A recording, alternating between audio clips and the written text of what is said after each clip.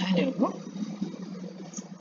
In this lecture, we will start with the failure of the wave theory of light in explaining the photoelectric effect.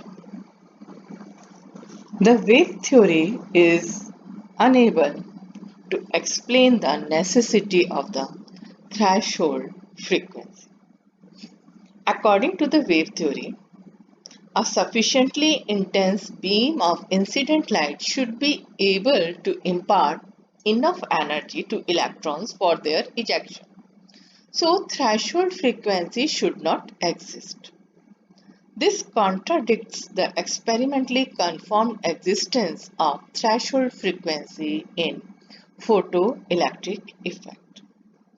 Secondly, the wave theory fails that the kinetic energy of the photoelectron is independent of the intensity of the light.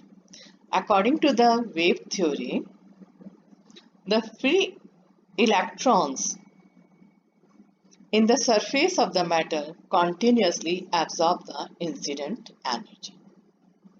Increase in the intensity of the incident light means the wave of the larger energy. Hence, the energy absorbed by the electron should also be large.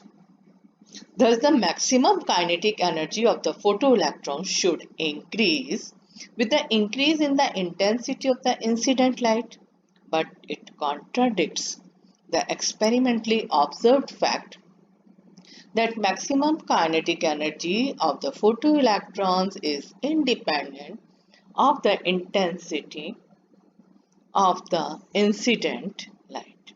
Third one is it is fails to explain that the photoelectric emission is instantaneous process. According to the wave picture, the energy absorption by the electron is continuous process. Since there is a large number of the electrons, so the energy absorbed per second per electron should be small. So the electron may take some time to get the sufficient energy and to get ejected. Hence, it contradicts the experimentally observed fact that the photoelectric emission is an instantaneous process. The applications of the photoelectric effect. The photoelectric effect used in the various fields and for the various purpose.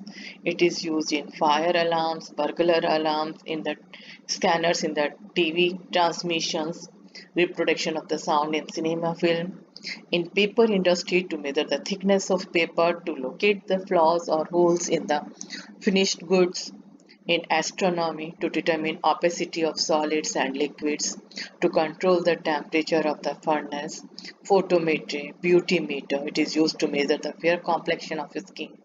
It is used in light meters, which is used in the cinema industry to check the light. It is used in photoelectric sorting, photo counting, meteorology, automatic switching of the street lights. Now the next is the dual nature of the radiation and matter. As the wave theory of electromagnetic radiations explained the phenomena of interference, diffraction and polarization, and the quantum theory of electromagnetic radiation successfully explained the photoelectric effect. It means radiation have dual nature. It behaves like a wave as well as like a particle. As the nature loves symmetry, so on this basis, de Broglie suggested that the particles also have dual nature. That is, they will behave like a particle as well as like the wave. Now, if the de Broglie waves associated with the particles, according to this, the wave associated with the moving particles are known as de Broglie waves. Expression for the de Broglie waves, you know, it is according to the energy associated with the photon. According to the Einstein, the energy associated with the photon is mc square. It means when we relate, we say that h nu is equal to mc square. that is hc upon lambda equals to mc square. So lambda is equal to h upon mc. M into c is momentum, so lambda is equal to h upon p. If instead of the photon we have a material particle of mass m and is moving with a velocity, then the wave associated with the particle is lambda is equal to h upon mp. That is, de Broglie wavelength is inversely proportional to the velocity of the particle. That is, lambda is equal to h upon mv. It is inversely proportional to the velocity. If it moves faster, then the wavelength will be smaller. If the particle is at rest, then the wavelength is infinite and such wave cannot be visualized. De Broglie wavelength is inversely proportional to the mass of the particle. The wavelength associated with the heavier particle is smaller and large with the lighter particle. The de Broglie wavelength is same for all type of the charges, positive, negative or the neutral. It depends only on the mass and the velocity and is independent of the charge of the particle. Matter wave, the wave associated with the matter is called matter wave. It is neither an electromagnetic wave nor a material wave or the mechanical wave. It is not an electromagnetic waves. It can travel in a vacuum. So we can say matter wave is not a mechanical wave. Why? Because it can travel in vacuum. It is not an electromagnetic wave because these are not produced by the accelerated charges. Now we will find out the wavelength associated with the electron. Consider an electron of mass m, charge E, accelerated from rest through a potential V. Then the kinetic energy of the electron is equal to half mv square, where v is the velocity, m is the mass of the electron and E is the kinetic energy of the electron.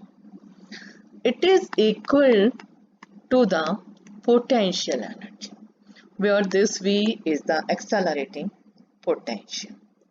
So the velocity is equal to 2 ev upon m under root. Now put this value in the formula lambda equals to h upon m into v. So this will be h upon m under root 2 ev upon m, and it becomes equal to h upon under root 2 m e v, and it is the wavelength associated with the particle, where h is the Planck's constant, m is the mass of the charged particle, e is the charge. In case of the electrons, when we put the values of the h equal to 6.6 into 10 to the power minus 34, mass of the electron 9.1 into 10 to the power minus 31 kg, charge of the electron 1.6 into 10 to the power minus 19, and V is the potential. Then it is equal to 12.27 upon under root V, where V is an accelerating potential and the unit of this wavelength is angstrom. In journal, if the particle of charge q and mass m is accelerated through the potential V, then the wave of the particle is given as 2 mq v. So using this formula, we can find out the wavelength of any particle. Thank you and have a nice